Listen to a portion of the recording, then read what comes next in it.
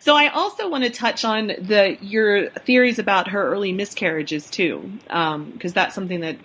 Well, they are just theories, and they've been, there's no actual proof. But you have some. It explains a number. Yeah, I mean there is a sort of turning point because we know this affair was established by October 1535. Now Henry had visited Wolf Hall in September. It's not the time. Some people say, well, that's where he met and fell in love with Jane. Well, he didn't because she'd been in Anne's household. She'd been in Catherine's household. He would have known her. Mm-hmm. Perhaps not very well, but she was a recipient of a gift of one Christmas or New Year a little bit earlier. So he did know of her. Maybe, though, it was at Wolf Hall when things are going wrong with Anne, and Anne is, the marriage is not right. Henry is looking for something, a rather gentle antidote. We don't know. Mm-hmm. But the affair is established by October 1535. But it's not until February 1536 or March that Jane returns a letter unopened, with a purse of money to Henry. She kneels down and kisses the letter and says perhaps he would send it again, when at such time when she would make a good marriage. It's a bit of a hint. But in March, her brother and his wife, Cromwell, vacates his apartments at Greenwich, which are connected to the King's by a secret gallery.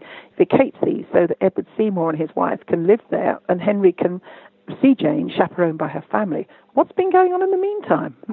Which made me wonder. And there are these two disparate sources which can have no connection. One is the Spanish ambassador in Rome, the imperial ambassador, and one is a man called John Hill in England, both one in Rome, they're saying that Jane's 5 or 6 months gone with child when she gets married, and this John Hill is saying, the King's Highness was made fast under the Queen 6 months before.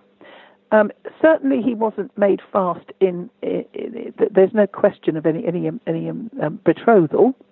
There can't be. He's, to all intents and purposes, a married man 6 months before. So made fast might well mean a sexual connection. So it made me wonder, but it also, I'm not the first person to think this. There was a Francis Hackett, a journalist who wrote a biography of Henry VIII in the 20s. He posed the question that, why the haste? Why did Henry have to get betrothed to Jane on the morning after Anne's execution? I mean, yes, he needs an heir, but isn't this a bit drastic? Yeah. And if she was pregnant, it would have galvanized him into action by the haste of Anne's downfall. Right. Because, of course, that would put a whole new complexion on my theory that it's only Cromwell who brings down Anne Boleyn. Because if Henry knows Jane's pregnant, it gives him a motive too, and it puts him into the picture. Right. It was Cromwell who masterminded it, but there is no evidence that Henry actually told him to do it. In fact, the evidence suggests that Anne was recovering favour. Yeah, and then Cromwell went away because he felt he was in danger. But we can't know this. If Jane was pregnant, if Henry knew this, he'd have every reason in the world to want to get rid of Anne. Right. Interesting. So that's the evidence. And if she was pregnant, well, of course, and again, it would account for this gap between the marriage and the conception of Edward. Of course, that's not, if you're trying to get pregnant, that's not really much, waiting 6-7 months. Right. But there's also this account of Mary being brought back to court when Jane is pregnant in October. Mm-hmm. And Henry saying Edward, and historians discount this passage because they say it can't be right. Even if the passage puts it in December, this meeting, but actually she came back to court in October to the same place, Windsor. So clearly it's just been, the date is incorrect, and it's written a few years later. But so that's not too significant, given the fact that we accept other passages in this particular account. But the fact Henry pats Jane on the stomach and says, Edward, people think, well, she couldn't possibly have been pregnant with Edward even in December, so let's just discount that. But what if it's October and she is pregnant? Mm-hmm. In that case, it's pretty good evidence for a pregnancy that that was lost. Right. And that would fit with how fertile her family was and her mother was. And you would think that, and she was young enough that if they were trying to get pregnant, it would have happened. That's true.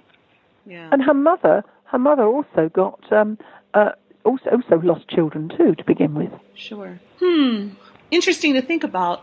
I want to jump into some questions that people on my Facebook page had for you. Okay. Nikki had asked about the miscarriages. We talked about that.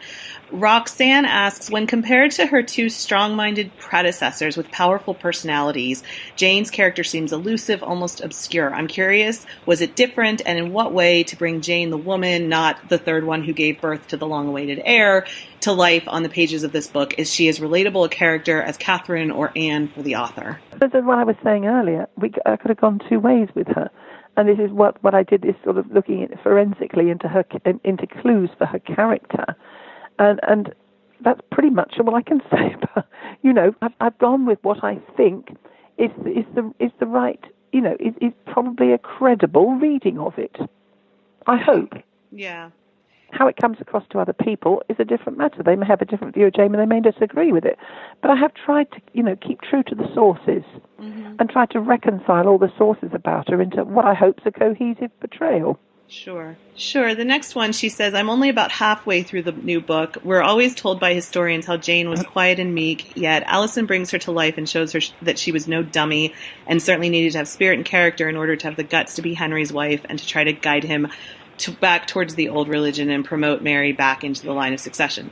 Does this mean then that although Jane was not as feisty and cunning as Anne, she was just as astute and had strong resolve? You kind of addressed that. I think that's a good question. I think she did have strong principles. Sometimes it must have taken a lot of. I think she had courage, moral courage. It must have taken a lot to speak out, to endorse the demands of the rebels at the time of the Pilgrimage of Grace, when they're actually, in Henry's view, they're traitors. Sure.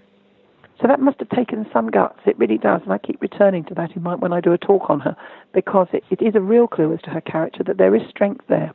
Mm-hmm. I wouldn't say feisty, I certainly wouldn't, because I talked about the lack of confidence earlier, but here's someone who cares about things, who has principles, who stands up for what she believes in.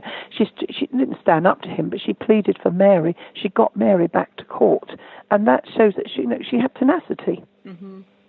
So I think there is a strength in her. It's a quiet strength. Let's see. Candy asks, in her portraits, she's not particularly attractive. Wondering what Alison thinks about portraits.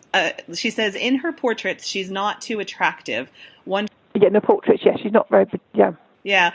Wondering what Alison thinks about portraits as compared to her actual appearance. Do you have any thoughts on that? Well, I think I would say that there are several portraits that we know are Jane. They're attested to be Jane. And she looks very different in all of them. But Holbein, of course, is a master portrait painter. Was a master portrait painter.